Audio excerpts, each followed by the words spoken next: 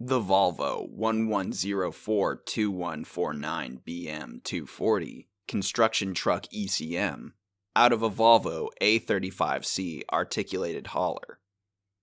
This module came to us with a dead short on the main DC input voltage terminals, which we were able to repair and then validate that the module was back up and communicating. The video shows the module powered up and in a mode where it is waiting for the master controller. Due to the customer's needs, we did not have the full time to fully develop an interface for this module, but we were satisfied it was fully operational when we shipped it back to our customer. Thanks for checking out the video. Subscribe to ERD TV for more videos of our repairs.